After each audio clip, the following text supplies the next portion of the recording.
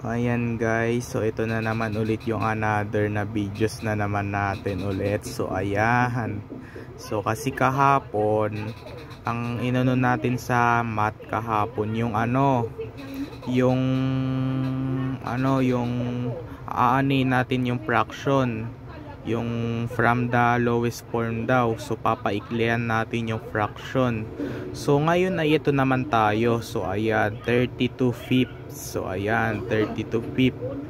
So ang tinatawag sa fraction na yan kaya dahil mas malaki yung nasa itaas na numerator na 32, tapos mas maliit yung nasa ibaba na denominator na 5. So ang tinatawag natin dyan ay improper fraction. So ayan, improper fraction ang tinatawag natin dyan. So anong gagawin natin sa dalawa? So ayan, so kasi kahapon yun yung pinag-aralan namin, kaya dahil ngayong third quarter na namin ay ito pa rin yung ito na yung pinag-aaralan namin ngayon, fraction. So anong gagawin natin dito sa fraction na to na 32/5? So ayan, anong gagawin natin? I-change natin sila in a mixed number. So ayan, ano ba yan? I-change natin sila in the mixed number. So ayan, gagawin natin sila gagawin natin silang mixed number. So ayan, i-change natin sila patungo sa mixed number. So ayan, so anong gagawin natin sa dalawa? Magdi-divide tayo kahit i-change natin sila sa mixed number. So ayan, magdi-divide tayo Ayan, magdi-divide tayo 32. Ito 32. I-divide natin sa 5. So puro na tayo math kasi lagi tayo nagpa-practice kasi mahirap na yung lesson namin ngayon sa math pag nag fourth quarter. Kaya lagi ako nagpa-practice noon kahit puro tayo math na mahirap na yung lesson namin sa math ngayong third quarter, practicein pa rin natin to. So ayan, practicein pa rin natin yan. So ito na, so yung 3 ba i-divide natin sa 5?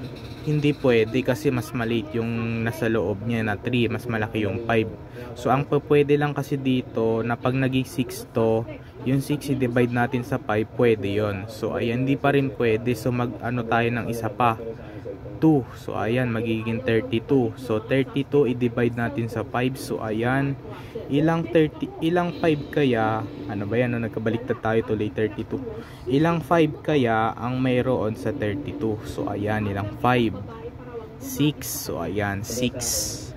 Sulat natin dito sa may katapat ng number 2 dito sa may taas. Pagkatapos ay i-times naman natin, i-multiply natin yan. So 6 i-multiply natin sa 5, 30 ang sagot. Ayan. So pagkatapos i-subtract naman natin. So ayan, yung 32 i-subtract natin sa 30. Anong sagot? 2. So ayan, 2. Yan, ang magiging natin dito, ito na. So anong gagawin na natin? Divide na natin. So ito etong 6 na to ay yan, whole yan whole. Yung quotient na to na 6 ay whole yan. Tapos yung kokopyahin natin yung 5, kokopyahin pa rin natin yan, denominator na 5.